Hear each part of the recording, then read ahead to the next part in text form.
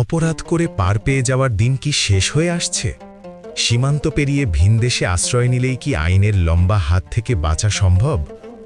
ওসমান হাদি হত্যাকাণ্ড সাম্প্রতিক সময়ের অন্যতম আলোচিত এবং চাঞ্চল্যকর একটি ঘটনা।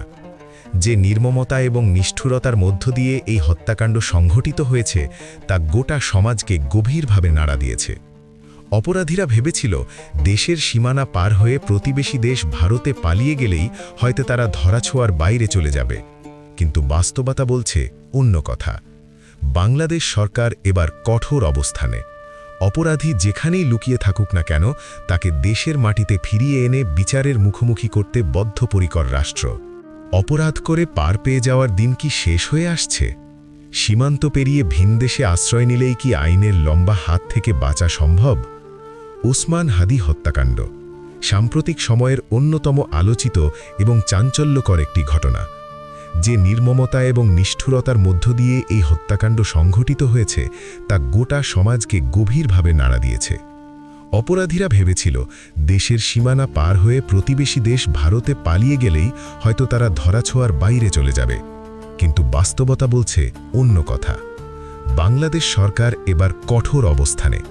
অপরাধী যেখানেই লুকিয়ে থাকুক না কেন তাকে দেশের মাটিতে ফিরিয়ে এনে বিচারের মুখোমুখি করতে বদ্ধপরিকর রাষ্ট্র। সোমবার দুপুর কক্সবাজার জেলা প্রশাসকের সম্মেলন কক্ষ। জেলা আইন শৃঙ্খলা রক্ষাকারী বাহিনীর ঊর্ধ্বতন কর্মকর্তাদের সাথে এক গুরুত্বপূর্ণ মতবিনিময় সভায় উপস্থিত হন স্বরাষ্ট্রমন্ত্রী সালাউদ্দিন আহমদ। সেখানে তিনি শুধু ওসমান হাদি হত্যাকাণ্ডের বিচার নিয়েই কথা বলেননি, বরং কথা বলেছেন দেশের সামগ্রিক আইন শৃঙ্খলা পরিস্থিতি নিয়ে। স্বরাষ্ট্রমন্ত্রীর কণ্ঠে ছিল সুস্পষ্ট এবং কঠোর বার্তা। তিনি স্মরণ করিয়ে দেন, আইন নিজের হাতে তুলে নেওয়ার প্রবণতা কোনোভাবেই বরদাস্ত করা হবে না। সাম্প্রতিক সময়ে দেশে মব কালচার বা দলবদ্ধভাবে সহিংসতা চালিয়ে বিচার করার যে এক ভয়ঙ্কর অপসংস্কৃতি মাথাচাড়া দিয়ে উঠেছে, সরকার তা কঠোর হস্তে দমন করতে চায়। স্বরাষ্ট্রমন্ত্রী অত্যন্ত স্পষ্টভাবে বলেছেন, বাংলাদেশ থেকে মব সংস্কৃতিকে সমূলে নির্মূল করা হবে। সারা বাংলাদেশে জনপ্রত্যাশা অনুযায়ী সুশাসন বজায় রাখতে আমাদের সমস্ত কর্মকাণ্ড চালু থাকবে। তার এই বক্তব্য থেকে একটি বিষয় পরিষ্কার, রাষ্ট্র কোনোভাবেই বিচারহীনতার সংস্কৃতি বা জনতার রায়কে আইনের ঊর্ধ্বে স্থান দেবে না। অপরাধ যেই করুক, বিচার হবে আদালতের কাঠগড়ায়, রাজপথে বা লোকালয় নয়। ওসমান হাদি হত্যা মামলার আসামিরা যখন ভারতে পালিয়ে গেল তখন অনেকেই ভেবেছিলেন বিচার হয়তো এখানেই থমকে যাবে, কিন্তু আন্তর্জাতিক আইন এবং কূটনীতির ভাষা ভিন্ন। স্বরাষ্ট্রমন্ত্রী জানিয়েছেন, স্বরাষ্ট্র মন্ত্রণালয় ইতিমধ্যে আসামিদের দেশে ফিরিয়ে আনার জন্য পররাষ্ট্র মন্ত্রণালয়কে দাপ্তরিকভাবে অনুরোধ করেছে। এখানে সবচেয়ে বড় হাতিয়ার হিসাবে কাজ করছে বাংলাদেশ এবং ভারতের মধ্যে স্বাক্ষরিত এক্সট্রাডিশন ট্রিটি বা বন্দি প্রত্যর্পণ চুক্তি। এই চুক্তির মূল কথাই হল, এক দেশে অপরাধ করে কেউ যদি অন্য দেশে আশ্রয় নেয় তবে আইনি প্রক্রিয়ার মাধ্যমে তাকে নিজ দেশে ফেরত পাঠানো হবে। স্বরাষ্ট্রমন্ত্রী অত্যন্ত আশাবাদী। তিনি বলেছেন, দুই দেশের মধ্যকার এই চুক্তির আলোকেই ভারত সরকার আসামিদের বাংলাদেশের হাতে তুলে দেবে এবং এই প্রত্যাবর্তনের জন্য বাংলাদেশ সরকারের পক্ষ থেকে সর্বোচ্চ জোর প্রচেষ্টা চালানো হচ্ছে। একই দিনের বিকেলবেলা ঢাকার পররাষ্ট্র মন্ত্রণালয় সাংবাদিকদের এক প্রশ্নের জবাবে বিষয়টির কূটনৈতিক দিক তুলে ধরেন পররাষ্ট্র প্রতিমন্ত্রী শামা ওবায়েদ। তিনি নিশ্চিত করেছেন যে ভারতে গ্রেপ্তার হওয়া ওসমান হাদি হত্যা মামলার আসামিদের সরাসরি জিজ্ঞাসাবাদের জন্য বাংলাদেশ ইতিমধ্যেই ভারতের কাছে কনসুলার অ্যাক্সেস চেয়েছে। কনসুলার অ্যাক্সেস কি? আন্তর্জাতিক আইন অনুযায়ী কোনো দেশের নাগরিক অন্য দেশে গ্রেপ্তার হলে তার নিজ দেশের সরকারি বা কূটনৈতিক কর্মকর্তারা তার সাথে দেখা করার এবং আইনি সহায়তা বা জিজ্ঞাসাবাদ করার যে অধিকার পান তাকেই কনসুলার অ্যাক্সেস বলা হয়। পররাষ্ট্র প্রতিমন্ত্রী স্পষ্ট করে জানিয়েছেন, আমরা ভারতের কাছে কনসুলার অ্যাক্সেস চেয়েছি।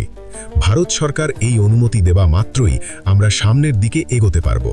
পরিকল্পনাটি অত্যন্ত সুনির্দিষ্ট। অনুমতি পেলেই বাংলাদেশ পুলিশের সুদক্ষ তদন্তকারী কর্মকর্তাদের এক দল সরাসরি ভারতের কলকাতায় উড়ে যাবে। সেখানে তারা আসামিদের জিজ্ঞাসাবাদ করবেন। এই জিজ্ঞাসাবাদ থেকেই বেরিয়ে আসতে পারে হত্যাকাণ্ডের পেছনের মূল নকশা এবং অন্যান্য জড়িতদের নাম। তবে কূটনীতির নিজস্ব একটি গতি আছে। এখানে চাইলেই রাতারাতি সব সিদ্ধান্ত হয়ে যায় না। পররাষ্ট্র প্রতিমন্ত্রী শামা ওবায়েদ জানিয়েছেন, বাংলাদেশ আনুষ্ঠানিকভাবে চিঠি দিলেও আসামিদের গ্রেপ্তারের বিষয়ে বা কনসুলার অ্যাক্সেস দেওয়ার বিষয়ে ভারতের কলকাতার পক্ষ থেকে এখনও আনুষ্ঠানিক কোনো জবাব বা গ্রিন সিগন্যাল পাওয়া যায়নি। ঢাকা এখন সেই উত্তরের অপেক্ষায়। তিনি জোর দিয়ে বলেন, হাদি হত্যাকাণ্ডের বিচার আমরা সকলেই চাই। আমাদের কূটনীতির মাধ্যমে ভারতের সরকারের সাথে আমরা প্রতিনিয়ত যোগাযোগ রাখছি। বন্দি বিনিময় চুক্তির মাধ্যমে তারা যেন দ্রুত দেশে ফিরে আসে, সেই ব্যবস্থা আমরা অবশ্যই করব।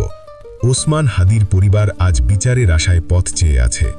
একটি নির্মম হত্যাকাণ্ড শুধু একটি জীবনের অবসান ঘটায় না, এটি একটি পরিবারকে চিরতরে ধ্বংস করে দেয়, সমাজে ভীতির সঞ্চার করে। কিন্তু রাষ্ট্রের এই তৎপরতা প্রমাণ করে অপরাধীর কোনো নির্দিষ্ট ভৌগোলিক সীমানা নেই। অপরাধ করে পার পেয়ে যাওয়ার দিন শেষ। ভারত সরকারের ইতিবাচক সাড়া, কনসুলার অ্যাক্সেস প্রাপ্তি এবং এক্সট্রাডিশন ট্রিটির সফল প্রয়োগের মাধ্যমেই কেবল এই পলাতক আসামিদের দেশে ফিরিয়ে আনা সম্ভব। সুশাসনের যে অঙ্গীকার সরকার করেছে তা বাস্তবায়নের এটি একটি বড় পরীক্ষা। মব কালচার থেকে বেরিয়ে এসে একটি সভ্য আইনভিত্তিক রাষ্ট্র গড়ার যে লড়াই, তাতে ওসমান হাদি হত্যা মামলার সুষ্ঠু বিচার একটি মাইল ফলক হয়ে থাকবে। এখন শুধু সময়ের অপেক্ষা। কবে ভারতের সবুজ সংকেত মিলবে, কবে তদন্তকারী দল কলকাতায় যাবে এবং কবে ওই অপরাধীরা হাতকড়া পড়া অবস্থায় দেশের মাটিতে পা রাখবে। ন্যায় বিচার হয়তো কখনো বিলম্বিত হয়, কিন্তু তা হারিয়ে যায় না। আইনের শাসন প্রতিষ্ঠিত হোক, অপরাধীরা তাদের প্রাপ্য শাস্তি পাক, এটাই আজ সমগ্র জাতির প্রত্যাশা। প্রিয় শ্রোতা, আজকের বিশ্লেষণ এ পর্যন্তই। দয়া করে আমার চ্যানেলটি সাবস্ক্রাইব করুন। পরবর্তী আপডেট পেতে আমাদের সাথেই থাকুন। ধন্যবাদ। আসসালামু আলাইকুম।